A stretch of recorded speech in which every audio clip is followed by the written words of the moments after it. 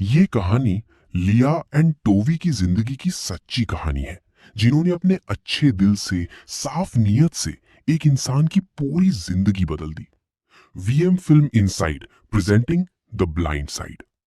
कहानी की शुरुआत में एक 17 साल के बच्चे को दिखाया जाता है, जिसे सब बिग माइक कहते हैं। बिग माइक बचपन से फॉस्टर केयर में पला बड़ा है। दरअसल अब्रॉड में फॉस्टर केयर उसे कहते हैं जो लोग दूसरे के बच्चों को अपने घर में पालते हैं। इसके बदले गवर्नमेंट उन्हें पैसा देती है। बिग माइक को गवर्नमेंट फॉस्टर केयर में बार बार इसलिए भेजती है क्योंकि उसके पिता का कुछ भी पता नहीं होता और उसकी मॉम को ड्रग्स की एडिक्शन होती है, इसीलिए वो उसे पाल नहीं सकती। बिग माइक को जिस भी फॉस्टर केयर में भेजा जाता है वो वहां पर ज्यादा दिन तक नहीं टिकता, वहां से भाग जाता है। अब एक दिन बिग माइक के दोस्त के डैड अपने बेटे को और बिग माइक को एक पब्लिक स्कूल में लेकर आते हैं। स्कूल का नाम होता है विनगेट क्रिश्चियन स्कूल और स्कूल के जो कोच होते हैं उसे बिग माइक के दोस्त के डैड जानते हैं। वो उस कोच के पास जाते हैं और उसे कहते हैं कि मेरे बेटे को और मेरे बेटे के दोस्त को यहाँ पर एडमिशन चाहिए। वो साफ साफ मना कर देता है। वो कहता है कि ये सब मेरे हाथ में नहीं है। वो कहता है कि दोनों स्पोर्ट्स में बहुत अच्छे हैं, आप एक बार इनका गेम देखिए। और वो कोच को बाहर ले जाता है जहां पर बिग माइक और उसका छोटा दोस्त दोनों बास्केटबॉल खेल रहे होते हैं। और जब कोच बिग माइक के शरीर को देखते हैं तो पूरी तरह से हैरान हो जाते हैं। हालांकि वो मात्र 17 साल का है, लेकिन उसका शरीर बहुत बलिष्ठ होता है और वो जिस तरह से बास्केटबॉल खेल रहा होता है, कोच पूरी तरह से उससे इम्प्रेस्ड हो जाते हैं। वो बोर्ड मेंबर्स के पास जाते हैं। बोर्ड मेंबर्स कहते हैं कि हम इसे एडमिशन नहीं दे सकते क्योंकि इसके ग्रेड्स बहुत कम है, लेकिन कोच उन्हें कन्विंस कर लेते हैं और अब बिग माइक का स्कूल में एडमिशन हो चुका है। लेकिन वो किसी से बात नहीं करता, हमेशा अपने ख्यालों में गुम रहता है और ना ही कोई उससे बात करना चाहता है। बिग माइक टेस्ट के पेपर में भी कुछ नहीं लिखता, वो पूरा का पूरा पेपर ब्लैंक छोड़ देता है। और एक दिन स्कूल में जब गर्ल्स का वॉलीबॉल का मैच हो रहा होता है तो बिग माइक भी उसे देख रहा होता है और जब सब के सब वहां से चले जाते हैं तो स्टूडेंट्स ने वहां पर जो भी खाना छोड़ा होता है बिग माइक उसे उठाना शुरू कर देता है, क्योंकि जिस तरह का उसका शरीर का साइज है उसे भूख बहुत ज्यादा लगती है और ना तो उसके पास खाना खरीदने के पैसे हैं और ना ही कोई ऐसा घर जो उसे पेट भर के खाना खिला दे। वो अपने दोस्त के घर उसके काउच पर सोता है, लेकिन उसके दोस्त की जो मॉम होती है उसे बिल्कुल भी पसंद नहीं होता कि बिग माइक उनके घर पर रुके, इसीलिए बिग माइक अगली सुबह वहां से निकल जाता है। बिग माइक जब स्कूल में होता है तो पहली बार उससे कोई बच्चा बात करता है। इस बच्चे का नाम शॉन है, सब इसे एसजे कहते हैं। एसजे बिग माइक से बहुत अच्छी तरह से बात करता है। तभी उसकी मॉम दूर से हॉर्न बजाकर उसे गाड़ी में बुला लेती है। वो अपनी बेटी से पूछती है कौन है। उसका बेटा बताता है कि इसका नाम बिग माइक है, इसने 1 महीने पहले यहाँ पर एडमिशन लिया है। और उसी शाम को एसजे, उसकी मॉम और उसके डैड जब गाड़ी से घर जा रहे होते हैं तो वो बिग माइक को देखते हैं जो ठंड से पूरी तरह से कांप रहा होता है। एसजे के डैड बिग माइक को पहचान लेते हैं क्योंकि जब वो वॉलीबॉल के मैच के बाद बचा हुआ खाना उठा रहा था तब उसे एसजे के डैड ने देख लिया था। वो बिग माइक से पूछते कि तुम कहाँ जा रहे हो। बिग माइक कहता है कि जिम। और एसजे के डैड ये सुनने के बाद ड्राइव करके वहां से आगे निकल जाते हैं। लेकिन एसजे की जो मॉम होती है जिनका नाम एन है वो सोच में पड़ जाती है और वो अपने हस्बैंड को कहती है कि गाड़ी को वापस लो। और वो बिग माइक के पास जाती है। वो कहती है कि स्कूल का जिम रात को बंद हो जाता है, बताओ तुम वहां पर क्यों जा रहे हो। माइक कहता है क्योंकि वो गर्म होता है। एन उससे पूछती है क्या तुम्हारे पास रात को रहने के लिए कोई जगह है। बिग माइक कहता है कि नहीं। एन सोच में पड़ जाती है और इसके बाद वो कहती है कि आओ गाड़ी में बैठो और वो उसे अपने घर ले आती है। एन की एक बेटी भी होती है जिसका नाम कॉलिन होता है और कॉलिन भी उसी स्कूल में पढ़ती है जहां पर बिग माइक पढ़ता है। एन बिग माइक को कहती है कि गेस्ट हाउस में मेरे बहुत सारे सैंपल्स हैं, इसलिए तुम्हें रात को यहीं सोफे पर काउच पर सोना होगा। दरअसल एन एक इंटीरियर डिजाइनर है और वो उसे गुड नाइट कहकर अपने कमरे में चली जाती है। पर उसे अभी बिग माइक पर शक होता है। वो अपने पति से पूछती है कि तुम इसे कब से जानते हो। वो कहता है कि मैंने सिर्फ एक बार देखा था। वो कहती है कहीं कुछ चुरा तो नहीं लेगा। उसके पति कहते हैं तो हमें सुबह ही पता चलेगा। और जब सुबह एन नीचे जाती है तो वो देखती है कि सोफे पर उसका पिलो, बेडशीट, उसका ब्लैंकेट सब कुछ प्रॉपर तरीके से रखा होता है और बिग माइक वहां से चला गया होता है। वो बाहर जाकर देखती है तो बिग माइक उसके गार्डन के पास होता है। वो उससे पूछती तुम कहाँ जा रहे हो। बिग माइक कहता है कि मुझे नहीं पता। एन कहती कि थैंक्स गिविंग की आज छुट्टी है, क्यों ना तुम थैंक्स गिविंग हमारे साथ मनाओ। और बिग माइक उनके घर पर एक बार फिर से चला जाता है। एन सबको ब्रेकफास्ट लेने के लिए कहती है। सब के सब ब्रेकफास्ट ले लेते हैं और टीवी के सामने जाकर बैठ जाते हैं। बिग माइक अपना ब्रेकफास्ट लेकर डाइनिंग टेबल पर अकेला बैठा होता है और दूर से एन ये देख लेती है। वो समझ जाती है कि उसकी जिंदगी में अकेलापन है और वो टीवी बंद करके अपने पूरे परिवार को कहती है कि हम सब डाइनिंग टेबल पर खाना खाएंगे। और वो सब के सब बिग माइक के साथ डाइनिंग टेबल पर बैठकर पहले प्रेयर करते हैं और इसके बाद ये सब वहां पर खाना खाते हैं। खाना खाने के बाद एन बिग माइक को अपने साथ ले जाती है और वो उससे पूछती है कि मैं तुम्हारे बारे में जानना चाहती हूँ, लेकिन माइक उससे कुछ भी जवाब नहीं देता। एन उससे पूछती है कुछ ऐसा है कि जो मुझे तुम्हारे बारे में जानना चाहिए। बिग माइक कहता है कि मुझे बिग माइक नाम बिल्कुल पसंद नहीं है। एन कहती है ठीक है कोई बात नहीं, आज से तुम मेरे लिए माइकल हो, मैं तुम्हें माइकल कहकर बुलाऊंगी। और इसके बाद वो उसे उसकी मॉम के घर के बाहर ले जाती है। बिग माइक अपनी मॉम के घर जाता है और वो देखता है कि वहां पर कोर्ट का नोटिस होता है। उसकी मॉम को घर से निकाल दिया गया है क्योंकि उन्होंने कई महीनों से किराया नहीं दिया था। और बिग माइक वापस एक बार फिर से एन की गाड़ी में आकर बैठ जाता है। अब एन माइक को एक स्टोर में ले जाती है जहां पर लार्ज क्लोथ्स मिलते हैं और वो उसे बोलती है कि तुम अपने लिए कुछ कपड़े ले लो। हालांकि वो नहीं लेना चाहता, लेकिन उनके कहने पर वो वहां से कुछ कपड़े खरीद लेता है। और अगले दिन वो एन के बेटे एसजे के साथ स्कूल में पहली बार अच्छे कपड़े पहनकर जाता है। और रात को जब वो काउच पर सोने की तैयारी कर रहा होता है तो एन उससे पूछती क्या तुम यहाँ पर कुछ और रातें रुकना चाहते हो? अगर तुम यहाँ पर रुकना चाहते हो तो मुझे तुम्हारे लिए रूम अरेंज करना होगा। माइक यानी कि माइकल कहता है कि मैं यहाँ से कहीं नहीं जाना चाहता। एन कहती है ठीक है। एन अगले दिन उसके स्कूल जाती है और उसे पता चलता है कि पढ़ाई में हर सब्जेक्ट में उसके ग्रेड्स बहुत कम है, लेकिन एक ऐसा सब्जेक्ट होता है जिसमें उसने 98% स्कोर किया होता है और वो होता है प्रोटेक्टिव इंस्टिंक्ट। ये देखकर एन हैरान होती है। अब उसी रात को एन माइकल को उसका कमरा देती है। वो कहती है अब तुम यहाँ पर रहोगे और वो उसे कहती है कि तुम्हारा बेड है। वो उस कमरे को देखकर बेड को देखकर हैरान होता है। वो कहता है कि आज से पहले मेरे पास कभी भी नहीं था। एन पूछती तुम्हारा अपना पर्सनल रूम? वो कहता है कि नहीं, बेड। यानी कि आज से पहले कभी भी वो किसी भी बिस्तर पर नहीं सोया, या तो जमीन पर या फिर सोफे पर सोया है। और एन जब ये सुनती है तो इमोशनल हो जाती है। वो माइकल को गुड नाइट कहकर दूसरे कमरे में चली जाती है। वहां पर वो सोच में पड़ जाती है। उसकी आंखों में आंसू भी होते हैं।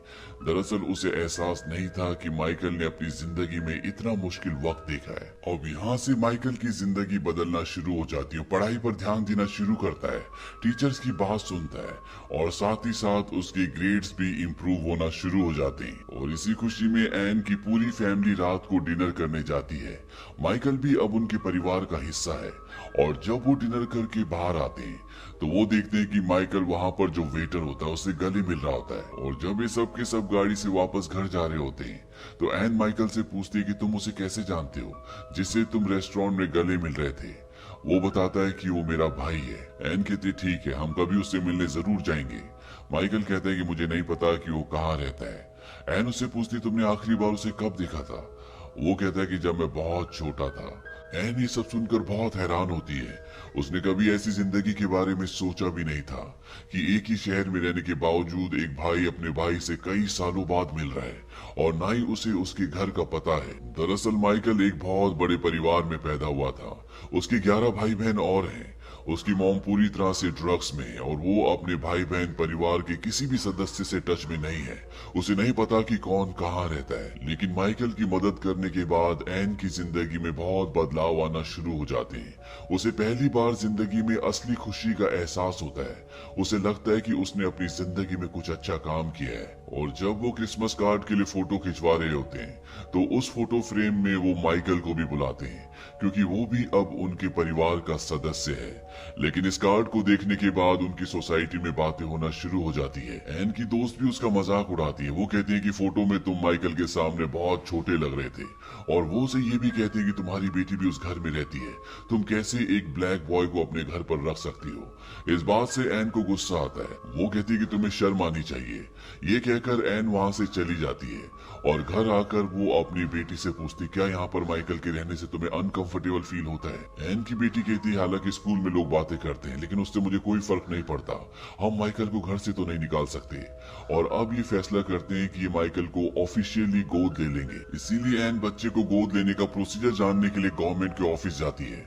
वहां पर उसे बताया जाता है कि अगर आप किसी बच्चे को अडॉप्ट करना चाहते हो तो आपको उसके पेरेंट्स के सिग्नेचर की जरूरत पड़ेगी। लेकिन माइकल के पिता की एक्सीडेंट में मौत हो चुकी है और माइकल की जो मॉम है वो पूरी तरह से ड्रग्स में है। उसके ऊपर कई केसेस चल रहे हैं। 7 साल की उम्र से वो अपनी मॉम के साथ नहीं रहती। इसीलिए उनके सिग्नेचर की जरूरत नहीं है, माइकल खुद अपने साइन कर सकता है। लेकिन एन एक अच्छी लेडी होती है। वो ये सब जानने के बाद भी माइकल की मॉम के घर जाती है और वो उन्हें बताती है कि वो उनके बेटे माइकल को अडॉप्ट करना चाहती है। हालांकि वो शुरू में अच्छे से रिस्पॉन्ड नहीं करती, लेकिन जैसे जैसे वो एन से बातें करती है वो उसकी इंटेंशन समझ जाती है और वो कहती है कि मेरी बेस्ट विशेस माइकल के साथ हैं। और अब माइकल इनकी फैमिली का ऑफिशियल मेंबर बन चुका है। ये माइकल के लिए गाड़ी भी खरीदते हैं। दरअसल माइकल हमेशा से एक छोटा ट्रक खरीदना चाहता था और उस गाड़ी को पाकर माइकल बहुत खुश हो जाता है। और एक दिन जब एन अपने काम से घर वापस आती है तो उसका बेटा एसजे बोलता है कि मैं और माइकल गेम में जाना चाहते हैं। एन कहती है कि मेरी मीटिंग है इसीलिए मैं तुम्हारे साथ नहीं चल सकती। एसजे कहता है कि माइकल ड्राइव कर सकता है, मैं उसके साथ जा सकता हूँ। और माइकल और एसजे अब गेम के लिए जा रहे होते हैं, लेकिन तभी इनकी गाड़ी का एक्सीडेंट हो जाता है। और जब एन वहां पर पहुंचती है तो वो देखती है कि उसके बेटे को चोट लगी होती है, लेकिन वो बहुत ज्यादा इंजर्ड नहीं होता क्योंकि एयर बैग खुल गए होते हैं। एन को बताया जाता है कि जब इस उम्र के बच्चे एयरबैग से टकराते हैं तो उन्हें बहुत ज्यादा इंजरी होती है। कभी कभी बच्चों की गर्दन भी टूट जाती है, लेकिन तुम्हारा बेटा लकी था। एन इसके बाद माइकल के पास जाती है। माइकल ठीक होता है लेकिन वो पूरी तरह से गिल्ट में होता है। एन उसे कहती कि इसमें तुम्हारी कोई गलती नहीं थी। माइकल एन को सॉरी कहता है और जब एन उसके हाथ देखती है तो उसके हाथ इंजर्ड होते हैं। एन माइकल से पूछती है कि तुम्हारे हाथों को क्या हुआ। माइकल बताता है कि जब गाड़ी के एयरबैग खुले तो मैंने उन्हें अपने हाथों से रोक लिया ताकि एसजे इंजर्ड ना हो, और एक यही कारण होता है कि एसजे को बहुत कम चोट आई होती है। अब माइकल जो कि काफी वक्त से स्कूल में अमेरिकन फुटबॉल प्रैक्टिस कर रहा होता है, वो अपने फुटबॉल गेम में बहुत अच्छा परफॉर्म नहीं कर रहा होता। हालांकि वो बहुत ताकतवर होता है, जिस तरह का उसका शरीर होता है वैसा शरीर पूरे स्कूल में किसी का भी नहीं है। लेकिन शायद माइकल के दिमाग में हमेशा ये डर रहता है कि वो किसी को चोट ना पहुंचा दे, इसीलिए वो खुलकर नहीं खेल रहा होता। और जब एन उसे ऐसे खेलते हुए देखती है तो वो उसके पास आती है और वो माइकल को कहती है कि जब पहली बार हम तुम्हारे लिए स्टोर में कपड़े लेने के लिए गए थे तब तुमने क्या कहा था। वो कहता है मैंने कहा था कि मैं आपकी सुरक्षा करूंगा। दरअसल उस जगह का माहौल, उस जगह के लोग बहुत अच्छे नहीं थे, इसीलिए माइकल ने ऐसा कहा था। वो उसे कहती कि जब गाड़ी में एयरबैग खुले थे तब तुमने क्या किया था। वो कहता है कि मैंने उन्हें अपने हाथों से रोक लिया था। एन कहती कि ये टीम तुम्हारी फैमिली है और तुम्हें इसकी रक्षा करनी है, ठीक उसी तरह से जिस तरह से तुम अपनी फैमिली की रक्षा करना चाहते हो। ये कहकर एन वहां से चली जाती है और एक बार फिर से प्रैक्टिस शुरू होती है और इस बार माइकल बहुत ही बेहतरीन तरीके से परफॉर्म करता है और ये देखकर कोच पूरी तरह से हैरान हो जाता है। वो एन के पास आता है, वो कहता है तुमने ऐसा क्या कहा। एन कहती है कि तुम्हें अपने प्लेयर्स को अच्छे से पहचानने की जरूरत है। माइकल को प्रोटेक्टिव इंस्टिंक्ट्स में 98% मिले थे और इसके बाद माइकल की गेम दिन ब दिन सुधरना शुरू हो जाती है और अब मैच होता है, जिस मैच में माइकल की टीम शुरू में अच्छा परफॉर्म नहीं करती, लेकिन बाद में माइकल इस टीम में बहुत अच्छा परफॉर्म करता है। यहां तक कि उनका जो सबसे अच्छा प्लेयर होता है उसे वो धकेलते हुए मैदान से बाहर फेंक देता है और इससे उनकी टीम को बहुत ज्यादा पॉइंट्स मिलते हैं। इसके बाद माइकल इसी तरह से परफॉर्म करता है और अपनी टीम को जिता देता है। एसजे ने इस पूरे मैच को रिकॉर्ड किया होता है और वो इसकी सीरीज बनाकर सभी कोचेस को भेज देता है और जब वो माइकल की परफॉर्मेंस देखते हैं तो सब के सब दंग रह जाते हैं।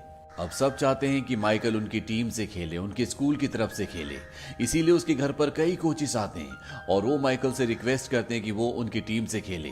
माइकल के बदले उसका छोटा भाई एसजे उनसे बात करता है। वो कहता है कि माइकल और मैं बहुत क्लोज हैं, माइकल अगर मैच के लिए जाएगा तो मैं उससे कैसे मिलूंगा। सब उसे कहते हैं कि आप मैच में कभी भी आ सकते हो, कभी भी जा सकते हो। एसजे को इस बात से बहुत खुशी होती है और इसके बाद माइकल अलग अलग टीम्स के साथ कई मैचेस खेलता है और धीरे धीरे वो बहुत फेमस हो जाता है। साथ ही साथ उसके घर पर जो टीचर उसे पढ़ाने के लिए आती है वो उस पर बहुत ध्यान दे रही होती है, इसीलिए उसकी ग्रेड्स भी अब सुधर जाते हैं और अब माइकल की पूरी जिंदगी बदल चुकी है। हर एक कॉलेज चाहता है कि माइकल उनके कॉलेज में एडमिशन ले, उनकी टीम से खेले, लेकिन माइकल डिसाइड करता है कि वो यूनिवर्सिटी ऑफ मिसिसिपी में एडमिशन लेगा, क्योंकि एन भी उसी यूनिवर्सिटी से पास आउट है। वो वहां पर चीयर लीडर है और एन के हस्बैंड जो कि शॉन है वो भी उसी यूनिवर्सिटी से पास आउट है। वो वहां पर एक बास्केटबॉल प्लेयर थे और अब माइकल भी उसी यूनिवर्सिटी में एडमिशन लेकर मिसिसिपी टीम से फुटबॉल खेलेगा। माइकल को उस यूनिवर्सिटी में एडमिशन के लिए जितने भी ग्रेड्स की जरूरत है वो उन ग्रेड्स से पास आउट हो जाता है। और अब माइकल को एनसीएए की एक इन्वेस्टिगेटर अपने पास कुछ सवाल और जवाब के लिए बुलाती है। एनसीएए एक ऐसी ऑर्गेनाइजेशन है जो हर एक एथलीट का ध्यान रखती है। वो माइकल से अकेले में बात करती है और माइकल से पूछती है कि तुमने मिसिसिपी में एडमिशन क्यों लिया। माइकल के पास इस बात का कोई भी जवाब नहीं होता। वो इन्वेस्टिगेटर माइकल को कहती है कि तुम एक बच्चे थे जो सड़क पर थे, एक परिवार ने तुम्हें अपने घर में जगह दी, तुम्हें खाने के लिए दिया, तुम्हारे स्कूल की फीस भरी, तुम्हारे लिए एक प्राइवेट ट्यूटर का अरेंजमेंट भी किया गया, तुम्हें एक गाड़ी भी गिफ्ट की गई और बाद में तुम्हें लीगली अडॉप्ट भी कर लिया गया। हो सकता है कि सब उनके प्लान का हिस्सा हो, इसमें और भी लोग शामिल हो, क्योंकि हो सकता है कि उन्होंने तुम्हारी स्पोर्ट्स की एबिलिटी को पहले ही देख लिया हो। माइकल इस बात से पूरी तरह से कंफ्यूज हो जाता है। दरअसल ये बहुत ही मासूम होता है और माइकल गुस्से से वहां से चला जाता है। बाहर एन उसका इंतजार कर रही होती है। माइकल एन से कहता है कि तुमने मेरे साथ ये सब क्यों किया, क्यों तुमने मुझे अपने घर पर रखा, क्यों मुझे पढ़ाया, क्यों मुझे एक बेहतर इंसान बनाया ताकि मैं वो करूं जो तुम चाहते हो, ताकि मैं उस कॉलेज में एडमिशन लूं जिसमें तुम चाहते हो। वो इन्वेस्टिगेटर मुझे ऐसा कहती है। एन उसे समझाने की कोशिश करती है कि ऐसा कुछ भी नहीं है, लेकिन माइकल वहां से नाराज होकर चला जाता है और वो अपनी बायोलॉजिकल मॉम के घर जाता है, लेकिन उसकी मॉम वहां पर नहीं रहती। यहाँ पर एक गैंग लीडर होता है, वो उसे इन्वाइट करता है, वो उसे बियर भी पिलाते हैं। हालांकि माइकल बियर नहीं पीता और इसके बाद जो गैंग लीडर होता है वो एन और उसकी बेटी के बारे में उल्टा सीधा बोलना शुरू कर देते हैं। माइकल उसके सामने खड़ा हो जाता है और उसे कहता है कि तुम अपना मुंह बंद रखो। ये गैंगस्टर बहुत खतरनाक होता है। ये माइकल को गन दिखाता है। वो कहता है कि पहले मैं तुम्हें गोली मारूंगा और इसके बाद मैं तेरे घर जाऊंगा, वहां पर तेरी नई मॉम और उसकी बेटी के साथ क्या करूंगा मुझे कुछ नहीं पता। इस बात से माइकल को बहुत गुस्सा आता है और वो उसे यहाँ पर बहुत बुरी तरह मार कर निकल जाता है। वहीं एन माइकल के लिए बहुत परेशान होती है और अगले दिन वो ढूंढते हुए माइकल को उसी जगह पहुंच जाती है और तभी माइकल का कॉल आता है। वो एन को बताता है कि मामा मैं यहाँ पर हूँ। एन उससे मिलने जाती है और वो माइकल को कहती है कि तुम्हें फुटबॉल पसंद है। माइकल कहता है कि हाँ मुझे फुटबॉल पसंद है। एन उसे कहती है कि मैंने और शॉन ने रात को बात की थी और हम चाहते हैं कि तुम टेनेसी यूनिवर्सिटी चुनो। माइकल ये सुनकर हैरान होता है। वो कहता है कि आप ये चाहती हैं। एन कहती है कि ये तुम्हारी लाइफ है, तुम जो चाहे वो कर सकते हो, ये तुम्हारा फैसला होगा, पर मैं वादा करती हूँ कि मैं हर एक गेम में वहां पर मौजूद होंगी, मैं तुम्हें चीयर करूंगी। और इसके बाद एक बार फिर से माइकल एनसीएए की इन्वेस्टिगेटर के पास जाता है ताकि उसके सवालों का जवाब दे सके। वो माइकल से पूछती है कि तुम कौन सी यूनिवर्सिटी जाना चाहते हो। माइकल कहता है कि मैं मिसिसिपी यूनिवर्सिटी जाऊंगा। वो उससे पूछती है कि ऐसा क्यों। माइकल कहता है क्योंकि मेरे डैड वहां से पढ़े थे, मेरी मॉम वहां से पढ़ी थी और अब मैं भी वहीं से पढ़ूंगा। और फाइनली माइकल उस यूनिवर्सिटी में जाने के लिए तैयार हो जाता है और जब वो जा रहा होता है तो एन इमोशनल हो जाती है। वो गाड़ी में जाकर बैठ जाती है क्योंकि उसकी आंखों में आंसू होते हैं।